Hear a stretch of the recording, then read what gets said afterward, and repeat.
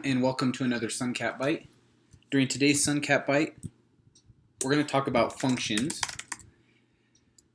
and specifically function definitions, function overview, and then specifically function definitions.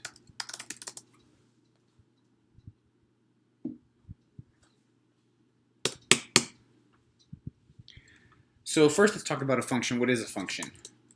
So a function is a complete section or block of C++ code with a definite start point and end point. Okay? Functions can be passed data values, and they can return data. And functions should be designed so that they have one primary task to accomplish. Okay? The thing we're going to talk about right away for function is there's three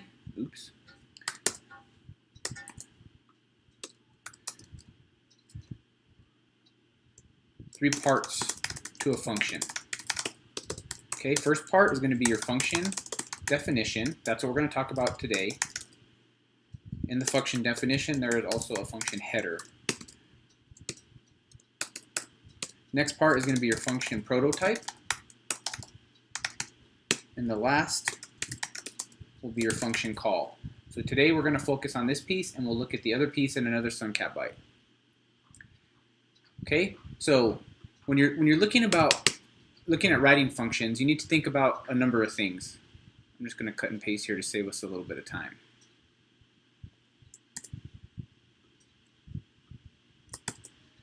And here's the three things. So what's the function supposed to do, or whose job is it? So whose job is it? So what's the function's function? So if the function is to read all data from a file, that function should open the file, read the data, and close the file. And remember, we said that a function should have one primary task. So in this case, it would just be to read a file. You also need to think about what are the input values that I need to do that. So if I'm going to read the file in, I need to have the file name, right? If your function is supposed to calculate the volume of a pawn like we have here, the input has to be the pawn dimensions.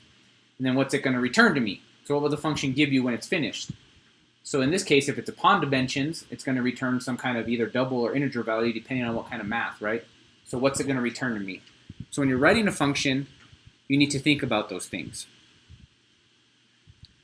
All right, and then in C++, all functions follow a basic format.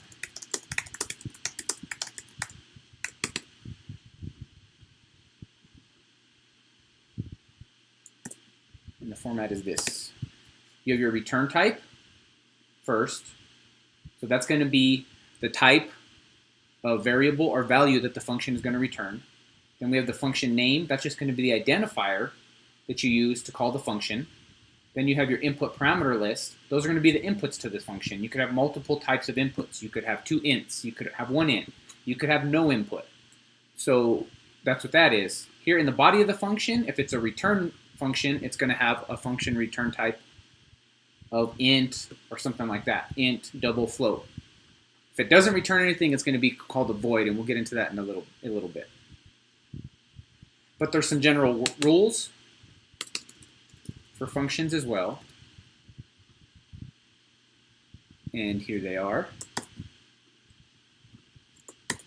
So function must follow the naming standards for C++ naming convention. So basically the same as variables.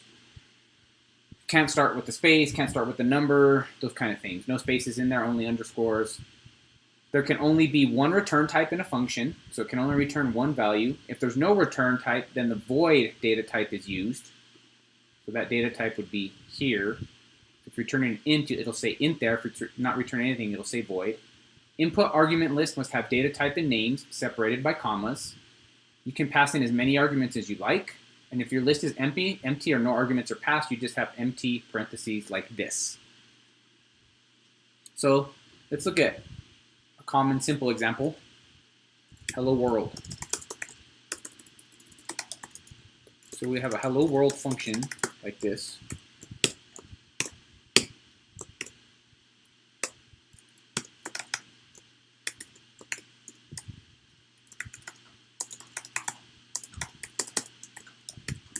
So that's it.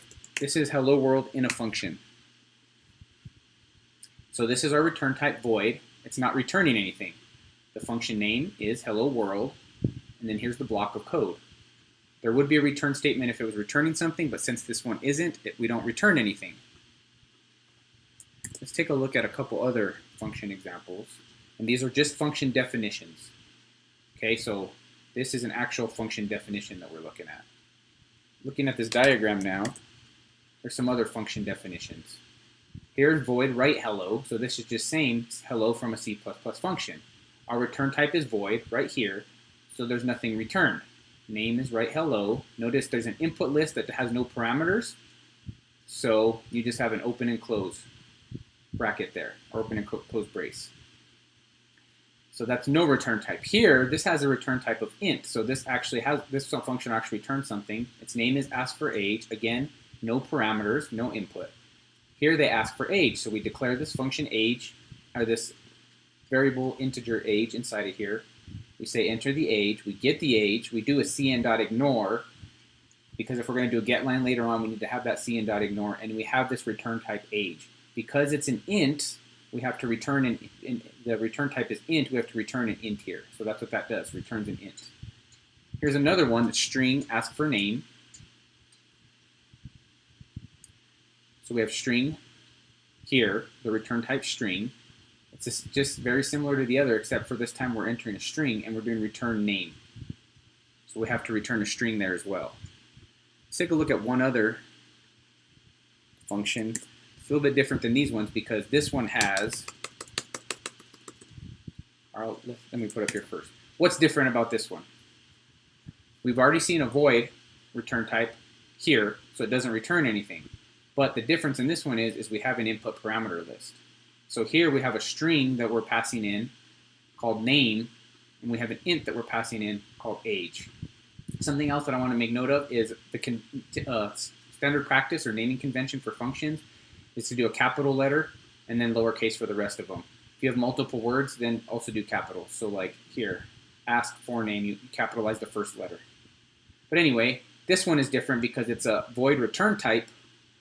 So it doesn't return anything, but it has an input parameter. So what it's going to do is whatever value is in this name variable or variable name, if it's Bo, then it's going to say, hi Bo, you are, and how old am I? 21? 21 years old. Okay, so that's the difference. Notice that one's a little bit different. Take a look at some different functions on your own time and look at the return types and see if you can kind of make heads or tails of what's going on there. So that's our general function overview. One quick thing, say we want to do something like, I want a function to calculate the area of a rectangle. So what am I going to need to do that? And what am I going to return? Well, let's say I want to make it easy and I only want to do it for integers. Okay, then I'm going to call it area of rectangle, like this. I'm going to say int length, int width. Those are the two things I need to calculate the area of a rectangle. Okay, and then I'm going to actually do the calculation. I'm going to say int area equals length, L-E-N-G-T-H, times width, semicolon, and I need to return area. So there we actually have a return type here, and we have input parameters. This one, we had no return, but we had input parameters. This one, no return because it's a void and no input parameters. These ones returned but no input parameters. So you've seen all the different instantiations we can have. So that's going to be it for this SuncatByte. It's just a general overview on functions and how they work. Keep in mind, keep in the back of your mind that you need three things for functions. The only thing we've talked about to this point is this function definition and header. We've given you an overview. There is a separate SuncatByte on function prototype and function call. Please make sure to look at that one immediately after looking at this one. If you have any questions, comments, or concerns, please Ask me in the discussion board, shoot me an email, or talk to me during office or lab hours. Until then, take care. Talk to you soon. Bye.